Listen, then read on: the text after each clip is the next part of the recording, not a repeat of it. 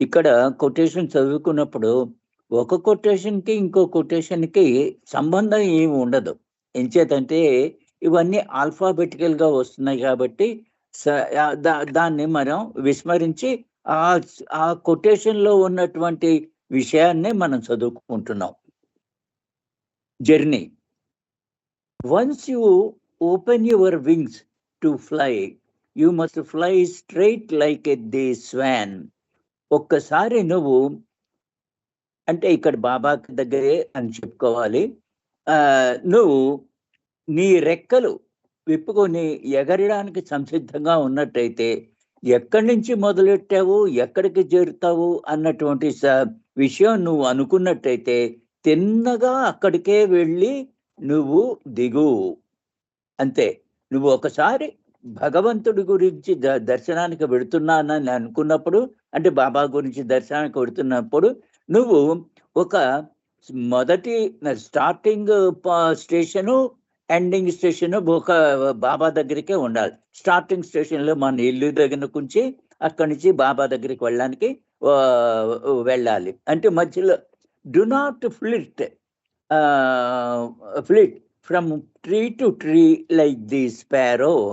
ఇప్పుడు హంస అలాగే ఎగురుతుందట. అది మొదలెట్టిన తర్వాత ఇంకెక్కడ ఆగకుండా తిన్నగా తన గమ్యస్థానానికి చేరేదాకా మధ్యలో ఆగదట. అదే విధంగా నువ్వు నా దర్శనానికి వస్తున్నప్పుడు బాబా చెప్తున్నారు. నా దర్శనానికి వస్తున్నప్పుడు నువ్వు తిన్నగా నా దగ్గరికే రా మీ ఇంటి నుంచి అని చెప్తూ, లేక నువ్వు ఓ పిచ్చుక ఉంది. ఆ పిచ్చుకేమో చెట్టు మించి చెట్టుకి, కొమ్మ మించి కొమ్మకి ఎగురుతూ ఉంటుంది. అలాగ మధ్యలో నువ్వు అలా ఎగిరేట్లాగా నువ్వు ఉండద్దు. Or many things will distract you on the way. నేను బాబా దగ్గర ఎగురుతున్నా కదా! దారిలో అదేమిటి ఉపాసిని మహారాజ్‌ది, తర్వాత నారాయణ మహారాజ్‌ది, ఇలాగా తాజుద్దీన్ ఇవన్నీ చూసుకుంటూ తిన్నగా బాబా దగ్గరికి, ఆ తర్వాత బాబా దగ్గర వెడదామని అనుకుంటావు అనుకో, అలాగా నువ్వు చెయ్యకు. నువ్వు కనుక అలా చేసినట్టయితే నీ దృష్టినంతా అవి ఆహ్, ఏ ఏ జ హ్మ్. ఇది అవి ద దృష్టినంతా మరల్చేస్తూ ఉంటుంది. ఆ దృష్టి మరల్చినప్పుడు నువ్వేమో నా గురించి వస్తున్నట్టుగా కాదు అని నువ్వు తెలుసుకో. నా గురించి వచ్చేటట్టయితే నువ్వు మొదలెట్టిన దగ్గర నుంచి చివరికి నా దగ్గరికొచ్చేదాకా మధ్యలో ఎక్కడ ఆగదు. కానీ ఇది బాబా యొక్క సద్గురువు కదా! ఇక్కడికి వెడదాము, అక్కడికి వెడదాము అంటూ నువ్వు అలా వెళుతూ వస్తున్నట్టయితే నీ దృష్టి ఆహ్, మ మ మ మ మ తప్పిపోతుంది నా మీద. And the journey is long. అలాగా నువ్వు చేస్తూ మధ్య మధ్యలో దర్శనాలు చేసుకుంటూ చివరికి బాబా దగ్గరికి వస్తాననుకుంటే నీకు ప్రయాణం చాలా సుదీర్ఘంగా జరుగుతుంది. The long journey of the soul consists in developing from animal consciousness, the explicit self-consciousness as a limited I, then in transcending the state of the limited I of human consciousness through the medium of the master. నువ్వు నీ ఆత్మ ప్రయాణం, భగవంతుడి దగ్గరికి వెళ్ళే ఆత్మ ప్రయాణం కనుక నువ్వు చూసుకున్నట్టయితే అది నీ జంతు జంతు జన్మ తీసుకున్నంతగా దాని చైతన్యం నుంచి, జంతు జన్మగా ఉన్న చైతన్యం నుంచి అదేమో నిన్ను నేను వెడుతున్నాను ఎక్స్‌ప్లిసిట్ సెల్ఫ్ కాన్షియస్‌నెస్. అది నీ యొక్క నీ యొక్క ఆహ్,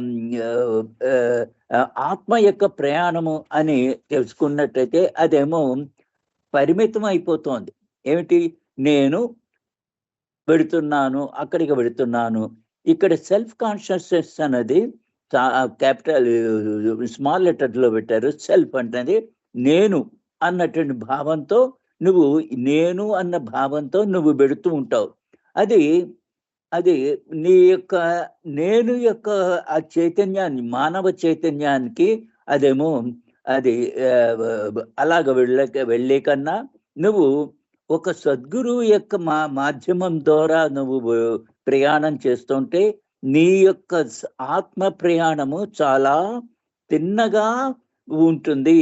మధ్య మధ్యలో ఏమి ఆటంకాలు రాకుండా నీవు నేను నేను అన్నటువంటి భావంతో కనుక నువ్వు వెళ్ళావంటే నీవు నీకే నువ్వు పరిమితం చేసుకుంటున్నావు. కానీ ఎప్పుడైతే ఒక సద్గురువు యొక్క మాధ్యమం ద్వారా మాధ్యమం ద్వారా వెళుతున్నాను అని నువ్వు అనుకుంటావు, అప్పుడేమో నీ ప్రయాణము తిన్నగా అది యానిమల్ కాన్షియస్నెస్ నుంచి నీ యొక్క ప్రత్యేకమైనటువంటి చైతన్యంతో, మానవ చైతన్యంతో నువ్వు ఆ సద్గురువు ద్వారా నువ్వు నీ ప్రయాణం చేస్తుంది. ఇది నీ ఆత్మ. ఈ ఆత్మ ప్రయాణంలో సద్గురువు ద్వారానే చేసుకున్నావు అనుకో, నీకు ఏమీ ఆటంకాలు ఉండవు. మనం బాబానే నమ్ముకుని బాబా ద్వారానే మనం ఆ ముక్తిని పొందాలి అనేటువంటి దృష్టితో కనుక మనం బాబాకే అంటిపెట్టుకుని ఉన్నాం అనుకోండి, మనని బాబాయే మన ఆత్మని నడిపిస్తూ ఉంటారు. అలా కాకుండా నువ్వు నేను ప్రయాణం చేస్తున్నాను అన్నటువంటి ప్రయాణం ఆ చైతన్యంతో కనుక చేసినట్టయితే నువ్వేమో చాలా సురక్షితంగా చేరుకోగలుగుతావు. నా గురువు యొక్క మాధ్యమం ద్వారా నువ్వు చేసినట్టయితే నువ్వు సురక్షితంగా గమ్యానికి చేరగలుగుతావు. ద హోమ్ అంటే నేను అన్నటువంటి భావం లేకుండా సద్గురువు మీదే దృష్టి పెట్టుకుని నువ్వు నీ ఆత్మ ప్రయాణం చేసినట్టయితే నీకు చాలా సురక్షితంగా నువ్వేమో మొత్తం అన్ని నీ చైతన్యాన్ని దాటి, మానవ చైతన్యాన్ని కూడా దాటి నువ్వేమో సద్గురువు గమ్యానికి చేరగలుగుతావు. The homeward journey of the soul consists of in freeing itself from the illusion of being identical with its body, gross, subtle and mental. నీవు నీ గమ్యానికి చేరుకోవాలి. నీ ఆత్మ నీవు గమ్యానికి చేరుకోవాలి. ఆ గమ్యం ఏమిటి? నీ యొక్క గురువు, సద్గురువు, ఆత్మ అవతారుడు. అక్కడికి చేరుకోవాలంటే నీవు భ్రమపూరితమైనటువంటి నేను శరీరాన్ని అని నువ్వు పరిగణించుకుని, అంటే నీ శరీరాన్ని అంటే గ్రాస్, సటల్, మెంటల్, ఈ మూడింటిని నువ్వు కూడా నేను ఈ శరీరాన్ని అనుకుంటూ నువ్వు తీసుకెళ్ళావంటే నిన్ను భ్రమలో, మాయలో పడేస్తుంది. Escaping through the cosmic illusion and realizing with full consciousness its identity with the infinite oversoul is the goal of the long journey of the soul. నీ సుదీర్ఘమైనటువంటి నీ ఆత్మ ప్రయాణం, కాస్మిక్ ఇల్యూషన్, ఈ బ్రహ్మపూర్తమైనటువంటి విశ్వం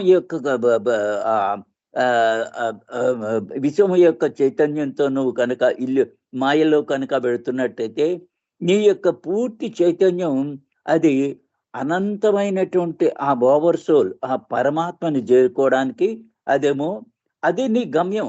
కానీ నువ్వు ఈ యొక్క ప్రపంచం యొక్క ఇల్యూజన్ లో పడి నువ్వు కనుక ఆ చైతన్యంతో కనుక నువ్వు ప్రయాణం చేసినట్టయితే అనంతమైనటువంటి ఆ పరమాత్మని చేరుకోవడం అన్నది చాలా సుదీర్ఘమైనటువంటి ఆత్మ ప్రయాణం అవుతుంది.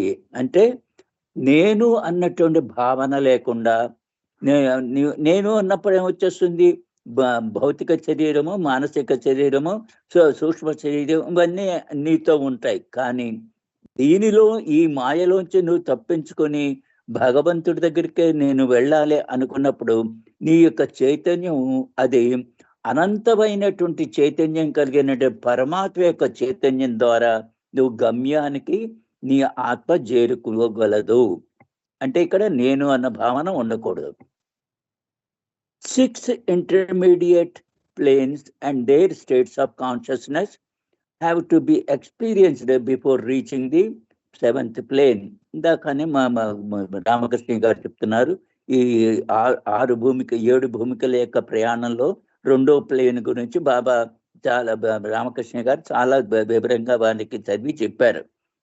అక్కడ నువ్వు 7వ భూమికి చేరుకోవాలి. అది మధ్యస్థంగా ఈ 6 చైతన్య భూమికల యొక్క చైతన్యంతో ద్వారా నువ్వు నీ అనుభవంతో ఏడో భూమికి చేరుకోవాలి. అది which is the end of the journey. అది ఏడో భూమికి చేరుకోవడం అంటే నీ ప్రయాణం యొక్క గమ్యము. And where there is final realisation of the God state, అక్కడేమో భగవంతుడి యొక్క అనుభూతి, నేనే ఆ భగవంతుణ్ణి అన్నటువంటి అనుభూతితో నీవేమో ఆ ప్రయాణానికి చివరికి చేరుకోగలుగుతావు. మళ్ళీ ఒకసారి చదువుతాను. The 6 intermediate planes and their states of consciousness have to be experienced before reaching the 7th plane. ఏడో భూమికి చేరేపుగా ఈ 6 భూమికల యొక్క అనుభూతిని నువ్వు పొందుతూ ఉండాలి. Which is the end of the journey. ఏడో భూమికి నీకు చైతన్యానికి చివరి గమయము. అండ్ వేర్ ఇట్ అదే ఏమిటి, భగవత్ చైతన్యాన్ని నువ్వు ఆ స్థితికి వెళ్ళగలగడం. The spiritual journey does not consist in arriving at a new destination where a person gains what he did not have or become what he was not. నీ యొక్క ఆధ్యాత్మిక ప్రయాణం ఎలా ఉంటుందంటే, నువ్వు ఏదో కొత్త చోటికి, కొత్త గమ్యానికి చేరుతున్నావు అన్నటువంటిది అది దాంతో ముడిపడి లేదు. ఎంచేదంటే నీవు మొదలగించి నువ్వు పరమాత్మలోగానే ఉన్నావు, అది అనుభవం లేదు. కానీ నీవంతా నువ్వు పరమాత్మవే. ఆ పరమాత్మ అన్నటువంటి స్థితిని నువ్వు అనుభూతి పొందలేక నువ్వేమో సద్గురువు ద్వారా అనుభూతి పొందడానికి ప్రయాణం చేస్తూ పెడుతున్నావు. అంతేగాని నేను నీ ఆధ్యాత్మిక journey it consist in discipline. Where is the end of journey and where there is final realisation of the God state. ఈ 6 భూమికలు దాటి 7వ భూమికి చేరుకున్నప్పుడు అది నీ భగవత్ స్థితికి నువ్వు చేరుకున్నావు. The spiritual journey does not consist in arriving at a new ఇది చదువుతున్నా. నువ్వు ఏదో కొత్త చోటికి నువ్వు చేరుకోగలుగుతున్నావు అని అనుకోకు. ఇంచేదంటే మొదలగించి నువ్వు భగవంతుడు అయ్యావు, కానీ నీకు అది అనుభూతిలోకి రావట్లేదు. అది నీ యొక్క అజ్ఞానం అనేటువంటి అజ్ఞానంతో అది చెదిరిపోయేట్లాగా చేసుకుని అది నీ ప్రయాణం చేస్తున్నప్పుడు నీకు క్రమక్రమంగా నీ అభివృద్ధి పొందుతూ అర్థం చేసుకుంటూ ఆ ప్రయాణాన్ని అది చివరికి ఆధ్యాత్మికమైనటువంటి మేలుకొలుపుతో నువ్వు నువ్వు చివరికి చేరుకుంటావు. ఇది the finding of God is coming to once own.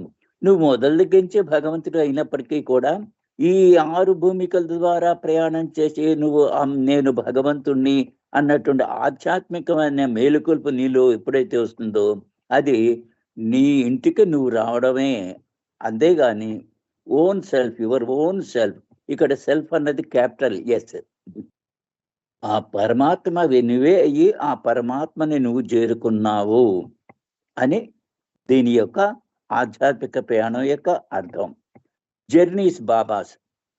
ఇప్పుడు బాబా యొక్క జర్నీ గురించి ఇక్కడ చెప్తున్నారు. All my moments and such journey in particular have come significance. నా ప్రయాణాలు, బాబా అనేక ప్రయాణాలు చేశారు భూమి మీద. అలాంటి ప్రయాణాలన్నీ కూడా దేని మీద ఆధ్యాత్మికంగా అయినటువంటి దానికి అర్థం ఉంది.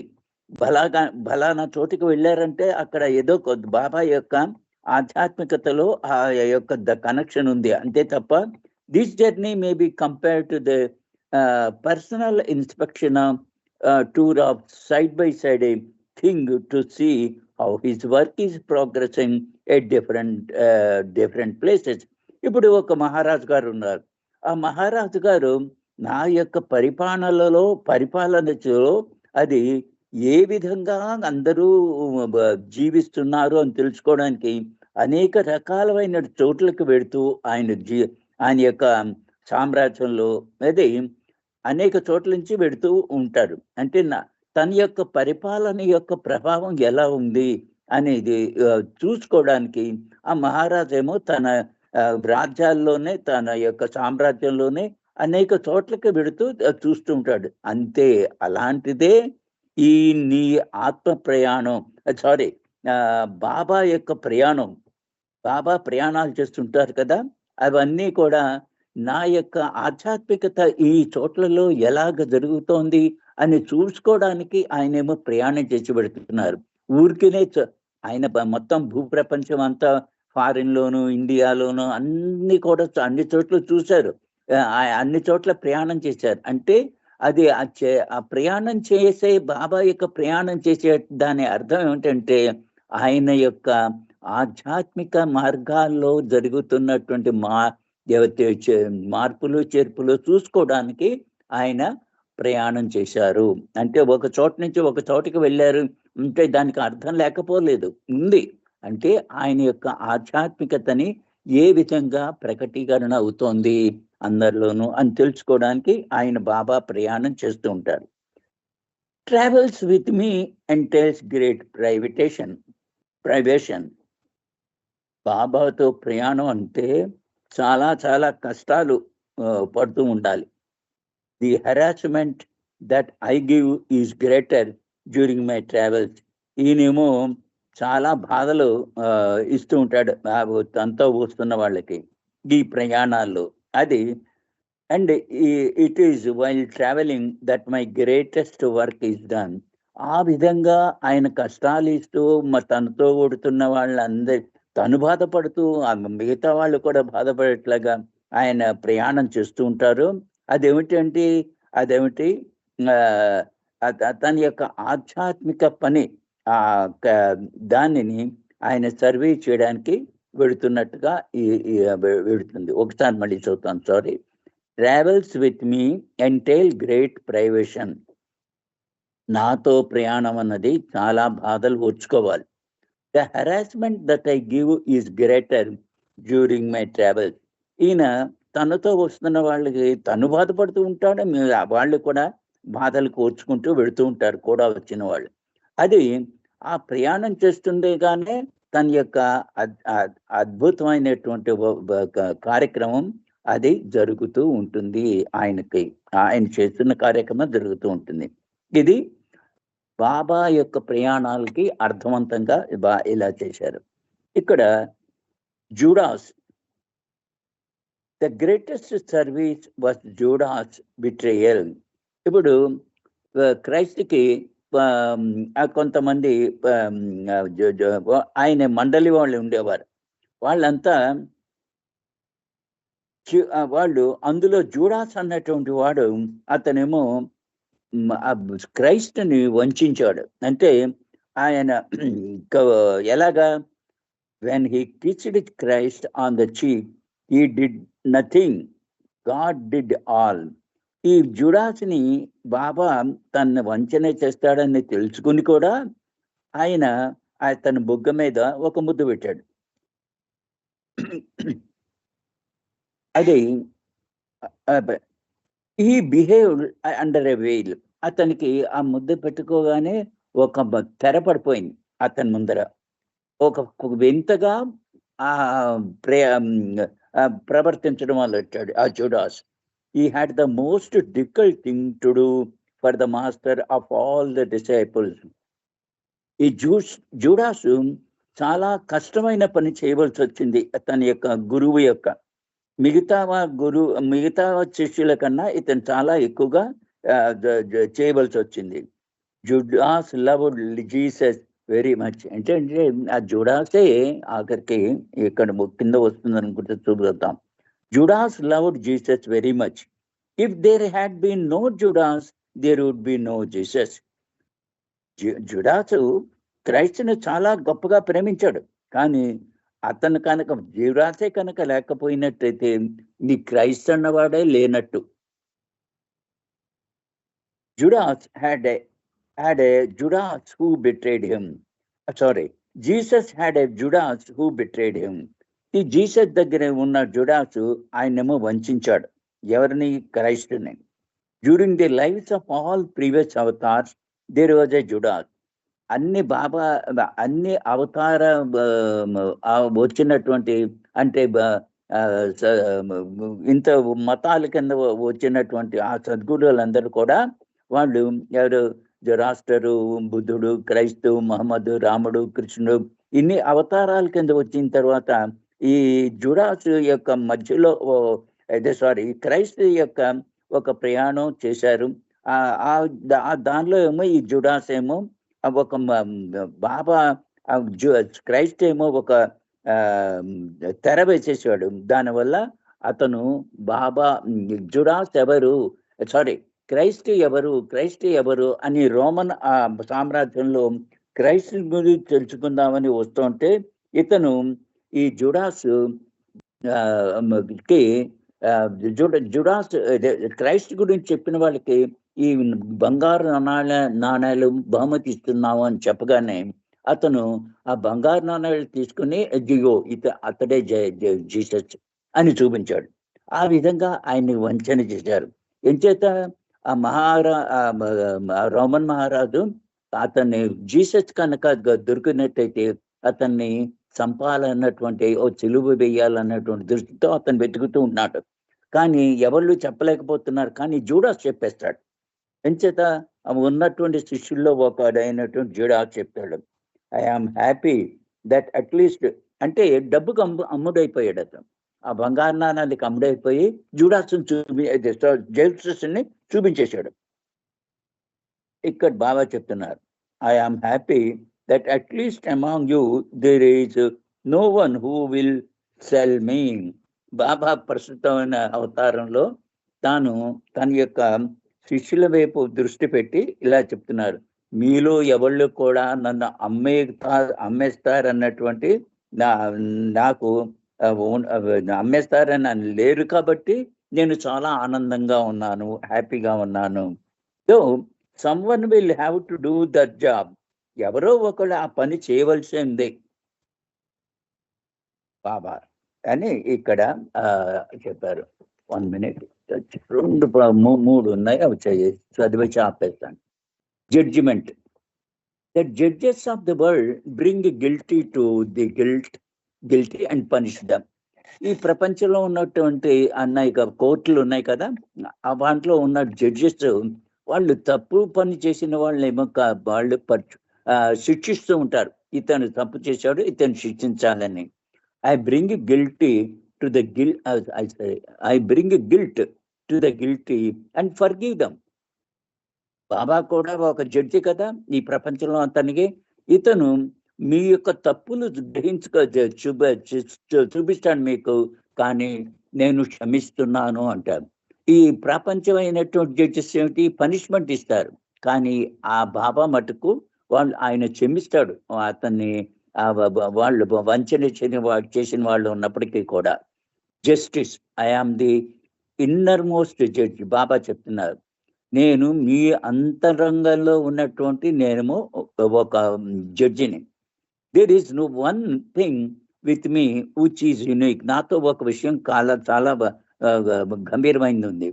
And that is that not only do I give real justice by bringing guilt to the guilty, but I also forgive the guilty at the same time.